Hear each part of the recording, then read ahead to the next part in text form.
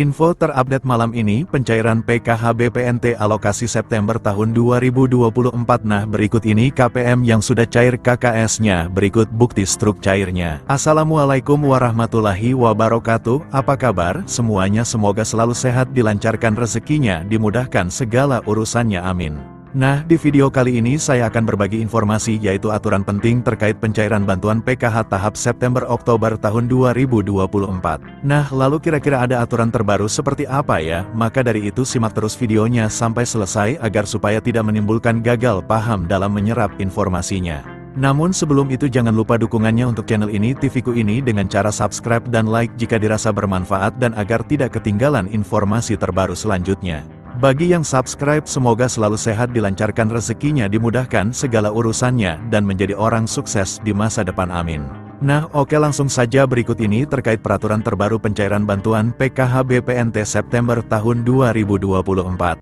Nah, perlu diketahui bahwasanya pencairan bantuan PKH di tahun 2024 itu masih sama ya, pencairannya melalui kartu KKS dan nominalnya pun bisa berbeda-beda ya, tergantung komponen yang dimiliki.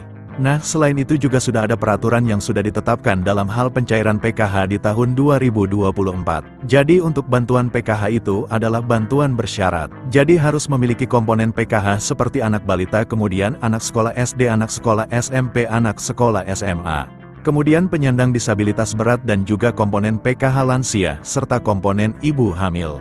Nah, kemudian ini ada beberapa kriteria untuk menentukan bantuan PKH BPNT-nya bisa cair atau tidak. Nah, jadi yang pertama peraturannya itu para KPM harus terdaftar di dalam DTKS. Jadi mulai dari anak balita SD, ibu hamil, kemudian anak SMP, anak SMA, penyandang disabilitas, dan lansia tersebut harus masuk di dalam DTKS dan aktif sebagai penerima bantuan PKH. Kemudian yang kedua, di dalam keluarga maksimal, hanya 4 komponen saja yang bisa masuk ke dalam bantuan PKH. Kemudian yang ketiga, prioritas bantuan PKH yang memiliki komponen datanya itu harus aktif ya, dan padan antara di DTKS dengan Dukcapil. Kemudian peraturan yang kelima, jika kalian terdaftar sebagai penerima bantuan PKH anak sekolah, baik itu SD, SMP maupun SMA, ini datanya harus terdaftar di aplikasi Dapodik sekolah masing-masing dan datanya badan dengan di DTKS, jadi tidak boleh ada perbedaan. Selanjutnya, yang keenam, untuk komponen PKH balita yang disebut sebagai komponen PKH balita itu adalah hingga anak yang kedua saja ya.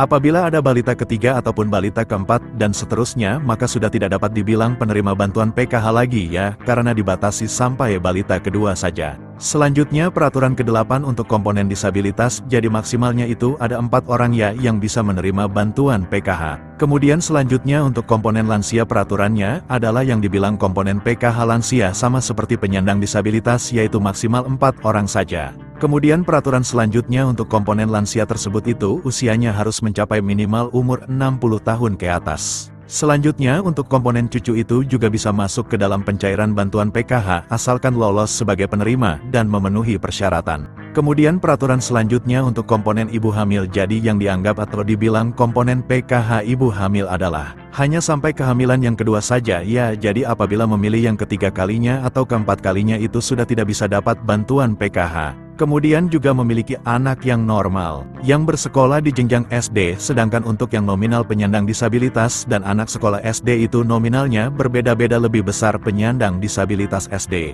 Maka yang masuk komponen PKH adalah komponen disabilitas yang didahulukan, jadi sudah jelas, yaitu adalah peraturan bantuan PKH di tahun 2024. Sementara untuk jadwal pencairannya jika tidak ada perubahan akan dicairkan di antara bulan ini atau Oktober tahun 2024. Nah, berikut ini KPM yang sudah cair KKS-nya terupdate di media sosial. Nah, berikut saldonya cair segini, 1.100.000 kemarin Bank Mandiri, semoga yang lain cepat menyusul cair.